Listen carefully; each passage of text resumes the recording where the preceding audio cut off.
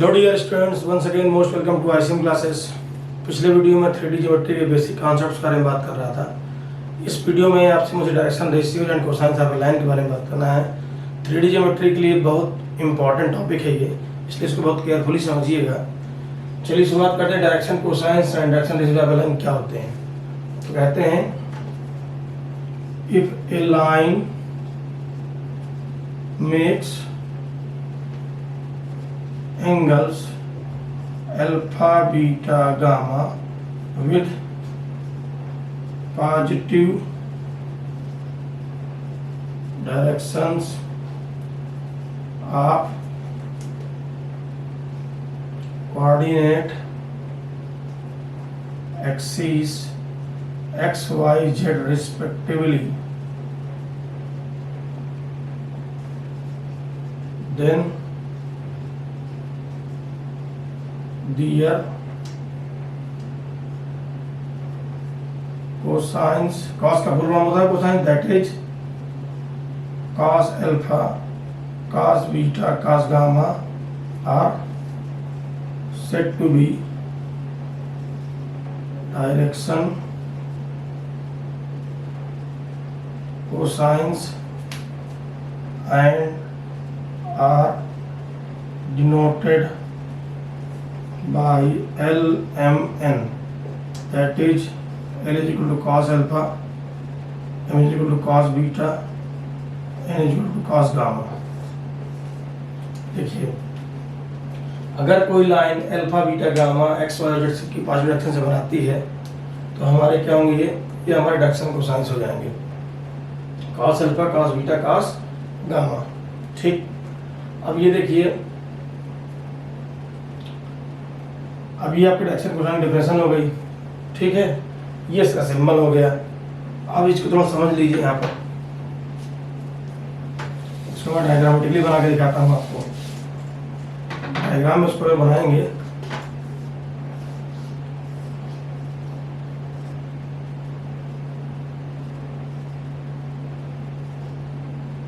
मान लीजिए कोई लाइन है आपकी ओपी, ये एक लाइन का पॉइंट है आपका, ये लाइन को बढ़ा दीजिए आप, ये इसका एक पॉइंट है। और ये आपका लाइन ओपी है, लाइन ओपी है आपकी, ओपी अंतिम लाइन रेखा है। ये आपका इससे एक्स से बनाता है अल्फा, वाई से बनाता है बीटा और जेड से कितना बनाता है गामा। तो एलिमेंट के मान cos alpha, cos beta, cos gamma होंगे। फिगर आपको ऐसे देखने में कौन समझ आता होगा, अल्फा प्लस बीटा की वैल्यू 90 नहीं, ध्यान दीजिएगा। इसमें लगता है प्लेन में बना हुआ है, लेकिन वास्तव में स्पेस में लाने में दिखाता हूँ कैसे। आप देखिएगा इधर सब लोग, ये देखिए फ्रेम बन गया। ये एक्स एक्सिस मान लीजिए, वाई जो डिपार्चर डायरेक्शन हो गई। ये देखिए लाइन है, ये देखिए लाइन है, इससे अलग इससे इसका एंगल ये बना है, इसके साथ ये बना, इसके साथ ये बना है, तीनों से एंगल बनाती है। एक को नाम दिया अल्फा, एक को नाम दिया बीटा, एक को नाम दिया हमने गामा। इनके कोसाइंस हमारे क्या कहलाएंगे, डायरेक्शन कोसाइंस कहलाएंगे। एक बात और ध्यान देनी है आपको, ये अल्फा, बीटा, गामा का समय पहले कह चुका हूँ आपका 360 नहीं है, ध्यान दीजिएगा इस बात को। इसका कोई रिलेशन नहीं 360 दूर दूर तक। ठीक है, ठीक। अब एक क्वेश्चन ही बनता है कि cos alpha, cos beta, cos gamma के बीच क्या कोई रिलेशन होता है, तो इसको निकाल देखते हैं। देखिए,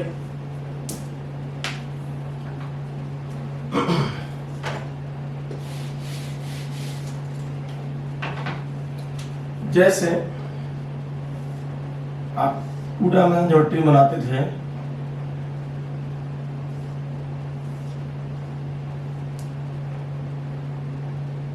अगर p कोऑर्डिनेट एक्स वाई है,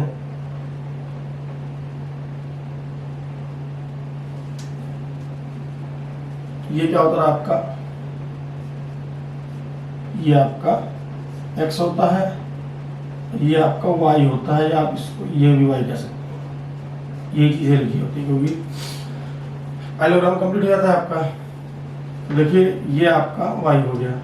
तो ये देखिए, अगर x से ये अल्फा बनाता है और y से बीटा बनाता है, cos अल्फा कितना होगा, cos अल्फा हो जाएगा x by O P, cos beta हो जाएगा y बाई ओ पी। ठीक, इसी तरह 3D की अगर बात करें हम,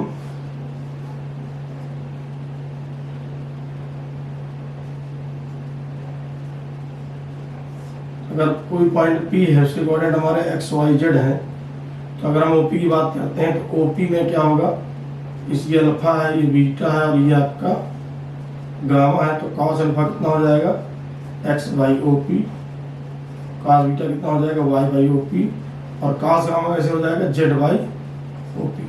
अब आप इसको मैं स्क्वायर करके जोड़े दे रहा हूँ, तो cos square alpha plus cos square beta plus cos square जब गामा आप करोगे कितना आएगा, x square plus y square plus z square upon OP square. और सबको डिस्टेंस फार्मूला पता है, 3D में पिछले टॉपिक में डिस्टेंस फार्मूला निकाला बताया था मैंने आपको, 2 पॉइंट की डिस्टेंस निकालना बताया था, x2 minus x1 square under root के अंदर plus y2 minus y1 square plus z2 minus z1 square. तो यहाँ क्या हो जाएगा, OP equal to x minus 0 का स्क्वायर, y माइनस 0 का स्क्वायर और z माइनस 0 का स्क्वायर। तो कितना आ गया, root x square plus y square plus का जेड स्क्वायर, ये OP आ गया। ठीक है, तो यानी कि OP स्क्वायर कितना आ गया हमारे पास, x square plus y square plus का जेड स्क्वायर। ये देखिए जो OP स्क्वायर दोनों कैंसिल आउट हो गए, तो वैल्यू कितनी है, ये यानी रिजल्ट हमारा आ गया cos square alpha plus cos square beta plus cos square gamma की वैल्यू क्या होती है, 1 होती है। इसको आप ले सकते हैं l square plus m square plus n square to 1। इसको और शॉर्ट अगर करना, summation l square equal to 1। Summation की भाषा अगर आप सीख जाएंगे तो आपका समय बहुत बच जाएगा, सीधा कौन थोड़ा आपका टाइम लगेगा सवाल लगाने में। तो समेशन l स्क्वायर 1 एक बहुत इंपॉर्टेंट ऑब्जेक्टिव है ये। ठीक है, मैं हर सवाल में ऑब्जेक्टिव पॉइंट ऑफ व्यू से बात करूंगा, क्योंकि आपका कॉम्पिटिटिव एग्जाम में ऑब्जेक्टिव आपका आएगा, तो आप कितना जल्दी इसको सॉल्व करते हैं महत्वपूर्ण है। तो ये रिलेशन हो गया आपका डायरेक्शन कोसाइंस के बीच। अब बात करते हैं आगे, इस पर सवाल कैसे पूछे जाते हैं। पहले इस पर एक बात कर लें, अगर आपसे कोई कह दे कोई लाइन x एक्सिस से 60 डिग्री बनाती है और y एक्सिस से भी y एक्सिस से 120 डिग्री बनाती है, y एक्सिस से बनाएंगे उसको क्या लिखेंगे हम लोग, बीटा। तो आपको z एक्सिस से एंगल यानी कि गामा निकालना है। ये प्रश्न एग्जांपल सबको सामने आ रहा होगा। A line makes angle 60 degree with x axis, 120 degree with y axis. Then what will be the angle between line and z axis? That is, we have to find gamma. ठीक, चलिए तो आप कहते हो सर फार्मूला होता है cos square alpha plus cos square beta plus cos square gamma equal to 1। तो cos square 60 और cos स्क्वायर 120 और cos square gamma equal to 1। बहुत से बच्चे क्या करते हैं 360 दिमाग लगाते हैं, 360 में दोनों जोड़ घटाने लगते हैं। ऐसा कुछ भी नहीं होता, मैंने पहले बताया था कि तीनों एंगल्स का सम 360 वाला कुछ नहीं होता। ठीक है, इस डॉट में मत रहिएगा। cos 60 कितना होता है 1/2, 37 के बराबर होता है। ये cos 90 प्लस 30 माइनस sin 30 हो जाएगा, तो माइनस 1/2 का स्क्वायर हो जाएगा plus cos square gamma equal to 1। तो cos स्क्वायर गामा कितना आ गया, देखिए cos स्क्वायर गामा आ जाएगा 1 माइनस 1/4 प्लस 1/4, 1 माइनस 1/2 यानी कि 1/2 आ गया, cos गामा आ गया प्लस माइनस 1/√2।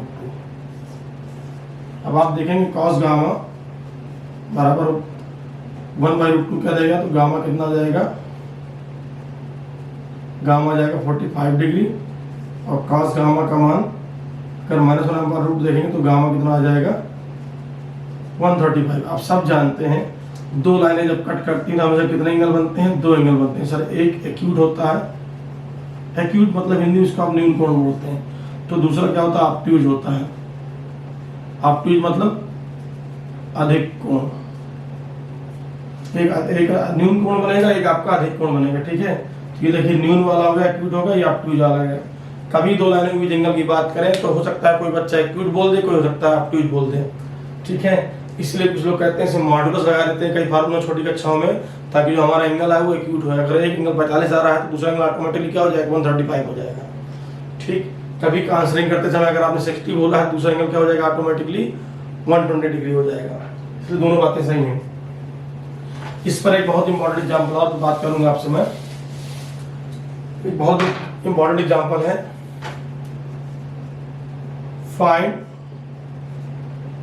डायरेक्शन कोसाइन को शॉर्ट में लिखते हैं हम लोग ऐसे, direction cosines. Find direction cosines of A line which is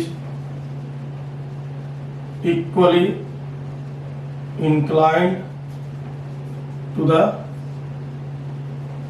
coordinate axis, तीनों एक्सिस से क्या बनाती है, इक्वल एंगल बनाती है। तो इस बेसिस पे उसका डायरेक्शन कोसाइन हमको निकालने हैं। अब देखिए इसका सोल्यूशन देखिएगा, given that alpha is equal to beta is equal to gamma, obviously cosine से इक्वल हो जाएंगे, cos alpha cos beta cos gamma. तो कितना आ गया आपका, देखिए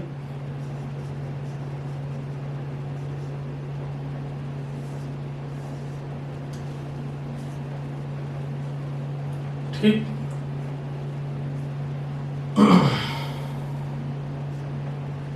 तो बताइए L बराबर M बराबर 1 आ गया, ठीक। अब यहाँ पर क्वेश्चन है कि एलिमेंट की वैल्यू कैसे आएगी। तो एक टॉपिक है यहाँ पर, तो बताता हूँ आपको, इसके बाद मैं इसको आंसर करूँगा, कंप्लीट आंसर इसका करूँगा। एक साथ कंप्लीट करने से पहले हमको ये टॉपिक भी समझना पड़ेगा, डायरेक्शन रेशियोज ऑफ लाइन क्या होते हैं। डायरेक्शन रेशियोज में हेडिंग डाल दे रहा है आपसे, ऐसे डिफाइन करते हैं इसको। Any 3 numbers which are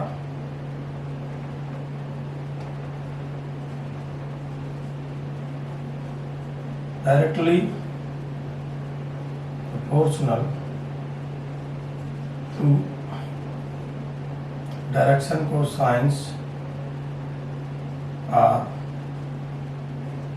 called as direction ratios of the given line. Any 3 numbers which are directly proportional to direction cosines are called direction ratios of the given line. ये direction ratio की definition होती है। और आगे बढ़ते हैं।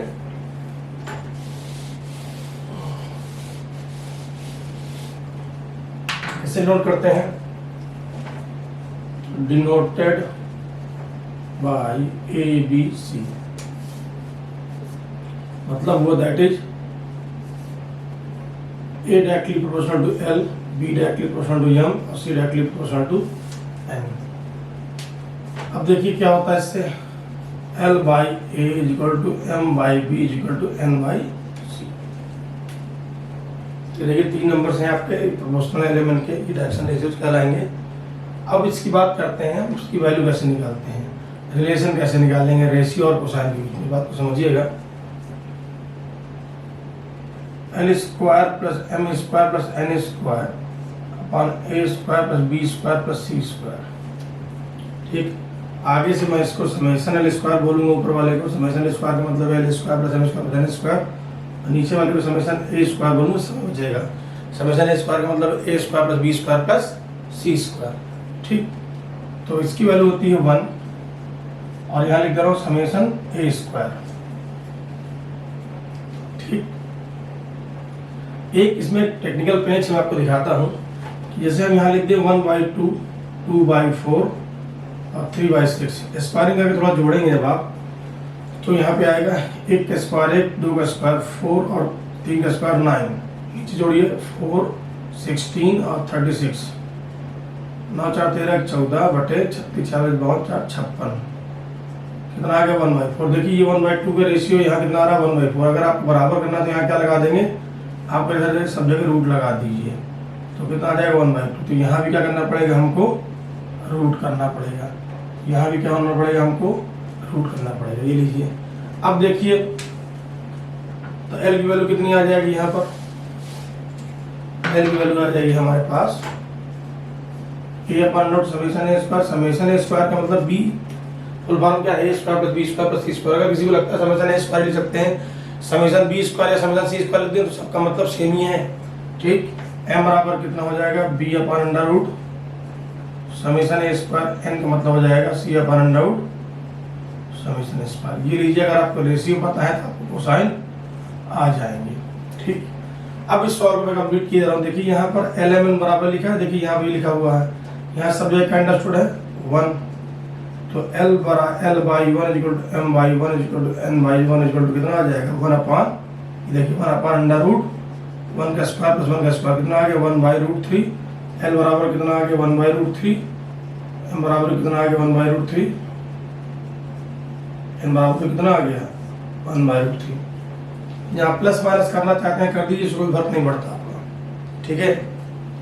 केवल एक ही चीज मिली, सब में प्लस प्लस कर दीजिए, माइनस माइनस ये दोनों लिख दीजिए, उसको दिक्कत नहीं। मैंने एक्यूट ऑप्टिक वाला कॉन्सेप्ट आपको पहले बता दिया है, ठीक। कि अगर कॉस की वैल्यू पॉजिटिव है तो एक्यूट है, कॉस की वैल्यू नेगेटिव है तो वो ऑब्ट्यूज है। एंगल की बात कर रहा हूँ, ठीक है। और ये आप एलिमेंट क्या है, जब आपके ये आपके कोसाइंस ऑफ एंगल्स ही हैं, ठीक। चलिए आगे बात करते हैं। तो यहाँ चाहे तो प्लस माइनस भी लिख सकते हैं आप। ये सवाल भी कंप्लीट हो गया आपका, ये रिलेशन आ गया। अब एक चीज पूछी जाती है अक्सर, बड़ा कॉमन क्वेश्चन है, यूनिकनेस।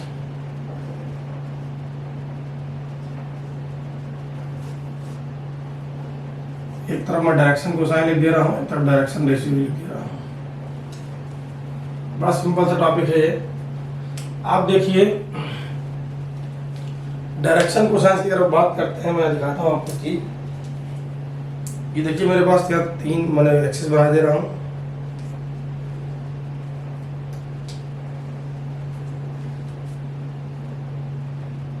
ये देखिए मैंने बना दिया यहाँ पर एक्स वाई और जेड मैंने बना दिया। अब जब मैं ये हमारी लाइन है, इस लाइन को जब मैंने स्पेस में देखिए फिक्स है ये, अगर इसको आप जैसे इसका इससे एंगल फिक्स है, इसका इससे एंगल फिक्स है, इसका इससे एंगल फिक्स है, तीनों एक्सिस इसका एंगल फिक्स है। अगर इसको आप अपनी जगह से डेविएट करेंगे तो सारे एंगल क्या हो जाएंगे, चेंज हो जाएंगे। यानी कि स्पेस में लोकेशन अगर फिक्स रखनी है तो अगर एंगल फिक्स होगा तो लोकेशन ऑटोमेटिकली क्या हो जाएगी, फिक्स हो जाएगी। अर्थात अगर एलिमेंट का मान बदला तो यानी कि लाइन की पोजीशन क्या होगी, स्पेस में बदल गई। इसलिए दिए गए एंगल लाइन की यूनिक पोजीशन को दिखाते हैं। इसीलिए कहते हैं जो डायरेक्शन कोसाइन होते हैं वो क्या होते हैं, यूनिक। डायरेक्शन कोसाइन चेंज हो जाएंगे तो सारे एंगल भी चेंज हो गए, यानी इसकी लाइन की पोजीशन स्पेस में क्या हो जाएगी, बदल जाएगी। इसीलिए कहते हैं डायरेक्शन कोसाइन हमारे क्या है, यूनिक है। तो मन में प्रश्न आता है डायरेक्शन रेशियो के बारे में क्या कहना चाहेंगे आप। इसके बारे में देखिए मैं दिखाना चाहता हूँ चीज आपको। L by A M by B N by C, ठीक। एक जनरल बात है बिल्कुल। देखिए रेशियो अभी वही रहेगा। मान लीजिए यहाँ पे लेमडा लिख दे रहा हूँ, lambda A lambda B lambda C. मैं बोल रहा हूँ डायरेक्शन रेशियो इसके साथ lambda A lambda B lambda C है। कोसाइन बदलेगा, देखिए सर कोसाइन आएगा 1 upon under root lambda square A square lambda square B square lambda square C square, ठीक। तो 1 upon lambda under root A square plus B square plus का C square. Lambda क्या कर दीजिए, cancel out कर, देखिए element की value क्या आ गई, वही L बराबर M L बाई ए बराबर M बाई बी बराबर N बाई सी बराबर 1 अपान अंडर रूट समेशन ए स्क्वायर। कांस्टेंट से कोई फर्क नहीं पड़ा। तो अगर कोई कहता रेशियो किसी के ए बी सी है तो अगर कोई कहता है 2A 2B 2C होंगे वही सही, 3A 3B 3C होंगे वही सही, क्योंकि रेशियो क्या कहते हैं, रेशियो तो बदलेगा लेकिन कोसाइन आपका सेम रहेगा। लेकिन ये ध्यान देना है जिस कांस्टेंट से यहाँ मल्टीप्लाई होगा वो सभी जगह उसी से मल्टीप्लाई होगा, ऐसा नहीं होगा अलग अलग कांस्टेंट से मल्टीप्लाई हो। तो डायरेक्शन रेशियो यूनिक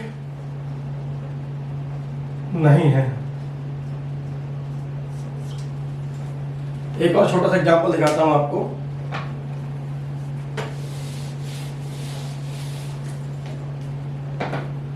क्वेश्चन है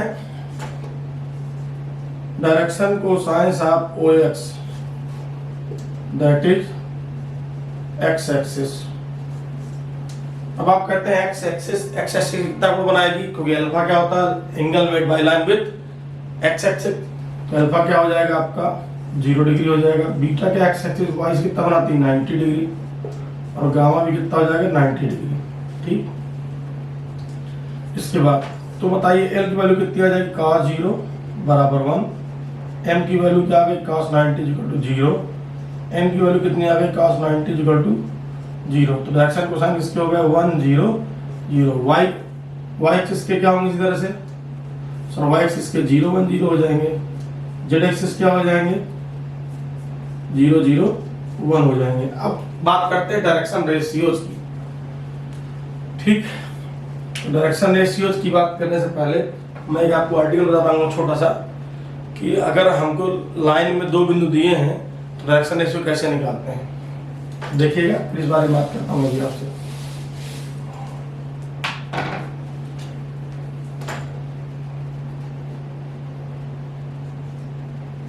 डायरेक्शन रेशियो जहाँ पे लाइन ज्वाइनिंग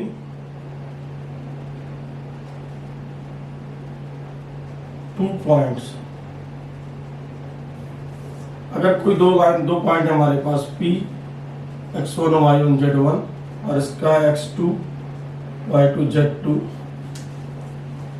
तो इसके डायरेक्शन रेशियो होते हैं वो होते हैं x2 minus x1 y2 minus y1 और z2 माइनस z1, या x1 minus x2 y1 minus y2 z1 minus z2। देखिए -1 से इसको गुणा करिए तो मिल जाएगा, इसको गुणा करिए तो ये मिल जाएगा। आप एक अपना सिस्टम बना दीजिए, इसमें से हटाइए या फिर इसमें से हटाइए, कोई दोनों चीज़ें सही है, ठीक। तो अपना एक स्टैंडर्ड बना दीजिए कि जैसे मैं हमेशा दूसरे में पहले घटाऊंगा या पहले से घटाऊंगा, जो आप चाहें बना सकते हैं। तो डायरेक्शन रेशियो है, ठीक है। इसके बाद अब बात करते हैं, फिर से लौट के आता हूँ। अगर आपसे किसी ने कहा कि डायरेक्शन रेशियोज आप एक्स एक्सिस क्या होंगे,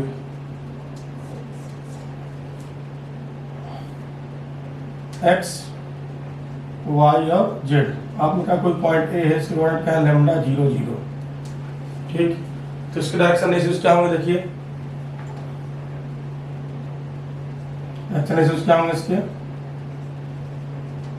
ये होंगे सर लैम्डा 0 0। डायरेक्शन कोसाइन क्या आएंगे, आपने कहा लैम्डा 0 0 किससे डिवाइड कर देंगे, रूट लैम्डा स्क्वायर, पूरा डिटेल में दे रहा हूँ, lambda upon root A square plus B square plus C square, यानी कि lambda square plus 0 plus 0 0 upon under root summation lambda square plus 0 plus 0 और 0 upon under root lambda square plus 0 plus 0। तो finally कितना आ गया, lambda by lambda 0 comma 0, that is 1 comma 0 0 comma 0, 1 0 0। देखिए आपको question पहले लिखे थे, यानी डायरेक्शन रेशियो आप क्या बोलेंगे हम यहाँ पे लैम्डा 0 0। लैम्डा की वैल्यू कोई कहता है कि 5 0 0 ये भी सही है, 4 0 0 ये भी सही है, -6 0 0 ये भी सही है। ये सब के सब क्या दिखाते हैं, सब डायरेक्शन रेशियो दिखाते हैं। इन जनरल लैम्डा 0 0 क्या है, इसका एक्स एक्सिस का डायरेक्शन रेशियो। कोई कहना चाहे 1 0 0 डायरेक्शन रेशियो आपका, यस 1 0 0 डायरेक्शन कोसाइन भी है, डायरेक्शन रेशियो भी है। 2 0 0 डायरेक्शन रेशियो है लेकिन कोसाइन नहीं है, कोसाइन क्या आएगा 1 0 0 ही आएगा, ठीक है। ये लीजिए, तो आपने कहा सर डायरेक्शन रेशियो जो आपके यूनिक नहीं, लेकिन डायरेक्शन कोसाइन आपके यूनिक है। इसके बाद आगे बढ़ते हैं।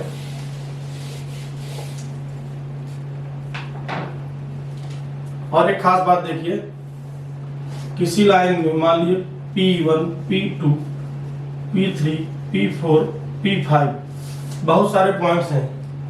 अगर इस सेक्शन को लेके निकालेंगे डायरेक्शन रेशियो अलग आएगा, इसको लेके निकालेंगे अलग आएगा, इसको लेके निकालेंगे अलग आएगा, इसको लेके निकालेंगे अलग आएगा।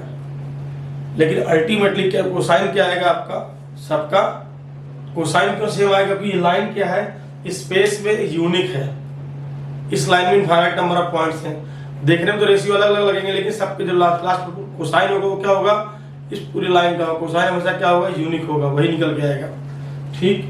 जैसे मैंने एक्स एक्सिस की बात की, ओ एक्स वाई और जेड। आपने कहा एक बिंदु ए है, ए 0 0, फिर उसने कहा बी 0 0, इस तरह आपने कहा कि पॉइंट सी है, सी 0 0, ये एक्स एक्सिस का पॉइंट है। तो देखिए पूरी ओ ए बोले,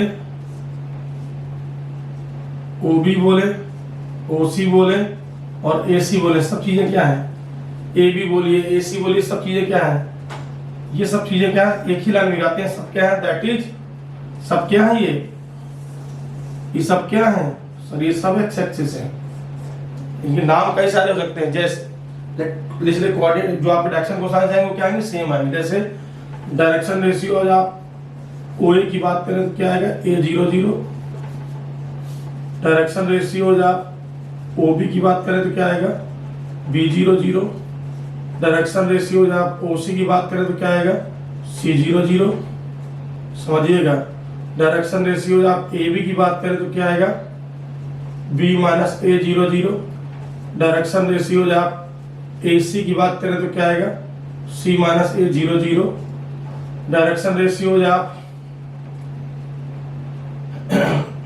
बी सी की बात करें तो क्या आएगा, सी माइनस बी 0 0 एटसेट्रा। इस तरह बहुत सारे इसके नाम हो सकते हैं और भी बिंदु आप रख दीजिए, ठीक है।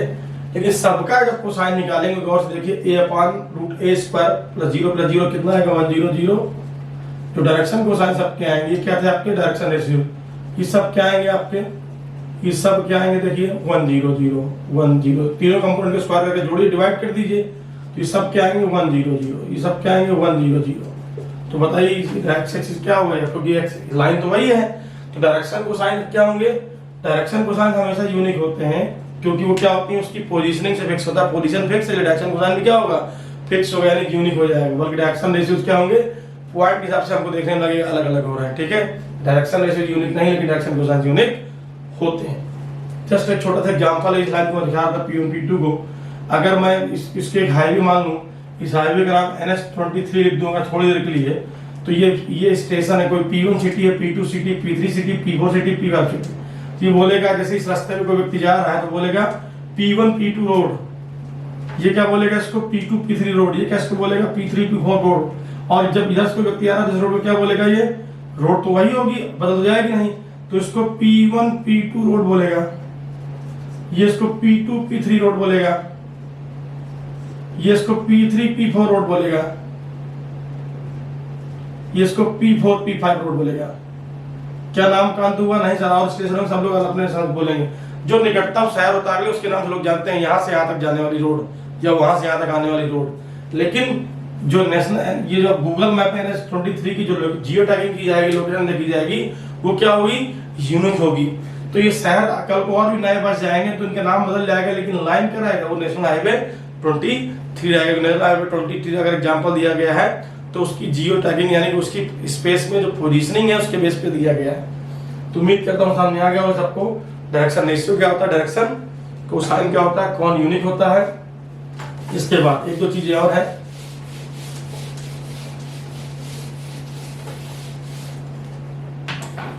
एक आर्टिकल बहुत पूछा जाता है, summation sine square alpha equal to 2, बड़ा इंपॉर्टेंट है क्वेश्चन है ये, इसका प्रूफ देख लीजिए। अच्छा देखिए, आप सब जानते हैं since cos square alpha plus cos square beta plus cos square gamma, 3D में यूजुअल मीनिंग्स में सब इसका मतलब फिक्स रहता है, अल्फा बीटा गामा का मतलब ये होता है।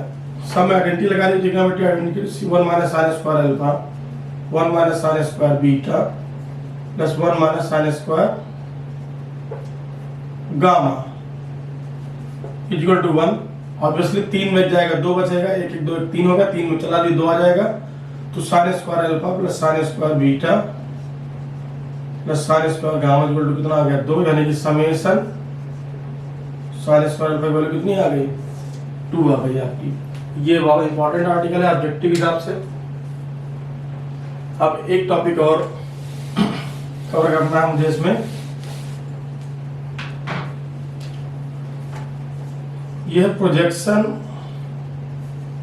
Of A line segment on A given line having direction cosines LMN। देखिए मैंने यहाँ पे लाइन सेगमेंट लिखा है, प्रोजेक्शन का सीधा मतलब होता है छाया, ठीक। जैसे एक पॉसिबिलिटी हो सकती है कि ये हो सकता है, एक पॉसिबिलिटी हो सकती है लाइन सेगमेंट आपकी हो, ठीक। अगर लाइन सेगमेंट का एक बिंदु आपका इसी पे लाई करता है, ये लाइन क्या है, गिवन लाइन है, जिसके डायरेक्शन कोसाइंस क्या है LMN है। ये क्या है, गिवन लाइन है, जिसके डायरेक्शन कोसाइंस क्या है LMN है, ठीक। ये AB हो गया, तो और ये क्या है, गिवन सेगमेंट है, लाइन सेगमेंट अंडरस्टूड है, ये गिवन सेगमेंट है, ठीक। तो देखिए इसमें क्या करना है आपको, प्रोजेक्शन निकालने का सीधा मतलब होता है, जैसे आपने फिजिक्स में पढ़ा होगा, छाया। और छाया जब प्रकाश डालते हैं तो लंबवत किरण उसकी जाती है, लंबवत सामने वाले पर। ये देखिए लंबवत प्रकाश ये जाता है इस तरह। ये दोनों लाइनें क्या है सर, ये परपेंडिकुलर है दोनों। ये प्रोजेक्शन क्या होगा सर, इस लेंथ के बराबर होगी। इसको एल दे रहा हूँ, एल क्या होगा, पी क्यू क्या होगा आपका, एल के बराबर होगा। इसका फंडा क्या होता है देखिए, अब यहाँ एक पॉइंट इसमें मिल ही रहा है, तो ये तो आप यहाँ परपेंडिकुलर डालेंगे नहीं, तो यहाँ से आ जाएगा। इसके पॉइंट मान लीजिए x1 y1 z1 है, और इसके x2 y2 z2 है। इसके x1 y1 दो फिगर बना रहा हूँ, दो संभावना दिखा रहा हूँ, एक और दो। इसके x1 y1 z1 है, और इसके x2 y2 z2 है। तो कैसे प्रोजेक्शन निकालेंगे, प्रोजेक्शन इसको यहाँ पर मैं AM, और यहाँ पर क्या बोलेंगे उसको PQ बराबर क्या होगा आपका AL। ठीक, क्या होगा ये देखिए, कहते हैं जिस पर निकालना है, समझिएगा इसको, बोलता हूं जिस पर निकालना है उसके क्या चाहिए आपको, डायरेक्शन को sine, on which we have to find, जिस पर हमको निकालना है, on which line we have to find the projection of the given line segment, on which, ये क्या है, और जिसका निकालना है उसके डायरेक्शन रेशियो। ये क्या है, आप विच लाइन सेगमेंट, जिसका निकालना उसके डायरेक्शन रेशियो चाहिए। ठीक, इसका जो फार्मूला होता है वो होता है, इसके डायरेक्शन रेशियो क्या होंगे देखिए, डायरेक्शन रेशियो क्या होंगे, आप ए बी, चाहे इस सवाल में चाहे सवाल दोनों में क्या होंगे, तरीका बता दिया मैंने आपको, x2 minus x1, y2 minus y1 और z2 माइनस z1। तो जिसके निकालना उसके डायरेक्शन रेशियो, जिस पर निकालना उसके कोसाइन।